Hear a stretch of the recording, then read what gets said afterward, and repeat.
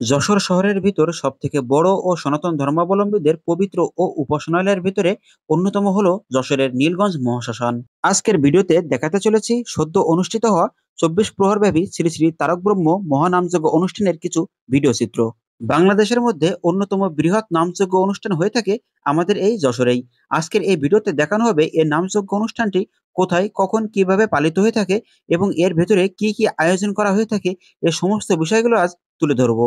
প্রথমবারের মতো এই মন্দিরের নামযজ্ঞ দেখতে গিয়ে আমি রীতিমতো অবাক। কেননা এখানে এত লোকের উপস্থিতি, এত লোকের ভিড়, তা দেখে সত্যিই অসাধারণ এবং মন ভরে যায়। হাজার হাজার ভক্তের আগমন যেন মন্দিরের পরিবেশটাকে মুখরিত করে তুলেছে। তো অনেক ভক্তবৃন্দের আগমন ঘটে এখানে। যশোর সহ পার্শ্ববর্তী এলাকা থেকে কিন্তু অনেক দর্শকের এবং অনেক ভক্তবৃন্দের আগমন ঘটে এই নামযজ্ঞ অনুষ্ঠানে।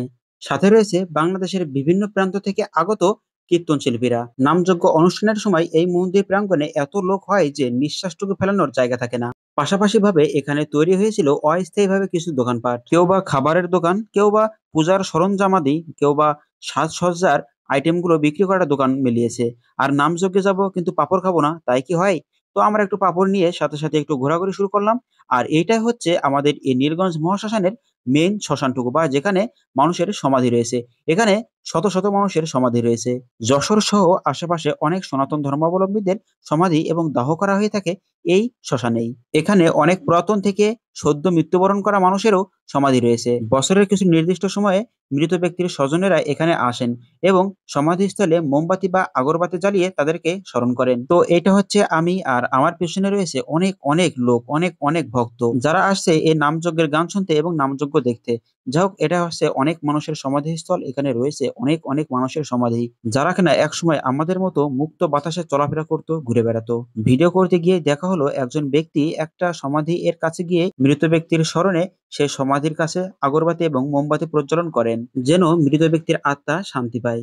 শ্মশানের এটাই হচ্ছে দাহ করার জায়গা, অর্থাৎ হিন্দু ধর্ম অনুসারে এখানেই কিন্তু অন্ত্যেষ্টিক্রিয়া সম্পূর্ণ করা হয়ে থাকে। এইটা হলো স্নানঘর। স্নানঘরটার পাশেই রয়েছে নতুন আরেকটি দাহ করার জায়গা। এই জায়গাটি খুব সুন্দরভাবে তৈরি করা এই মন্দিরটি। তো যা হোক, আবার ফাইনালি যজ্ঞের কাছে চলে আসলাম। একটু নাম শুনলাম, দেখলাম ভক্তবৃন্দের আগমন দেখলাম। কত লোকের, কত দর্শক, কত ভক্তের উপস্থিতি এখানে আসলে না গেলে বোঝা যাবে না। ক্যামেরায় যদিও সব সঠিকভাবে দেখানো সম্ভব না। তো ফাইনালি সব শেষে এবার আসলাম আমরা আনন্দবাজারে প্রসাদ নিতে। আনন্দবাজারের প্রসাদ নেবার পর এবার বাড়িতে ফেরার পালা। অপরদিকে চলছে ভক্তবৃন্দের প্রসাদ গ্রহণ, যেখানে 6 থেকে 700 লোক একসাথে প্রসাদ গ্রহণ করতে পারবে এমন ক্যাপাসিটি কিন্তু করা। আর এটাই হচ্ছে এই নীলগঞ্জ মহাশ্মশানের প্রধান ফটক, যেখান দিয়ে ভক্তবৃন্দের আগমন ঘটছে।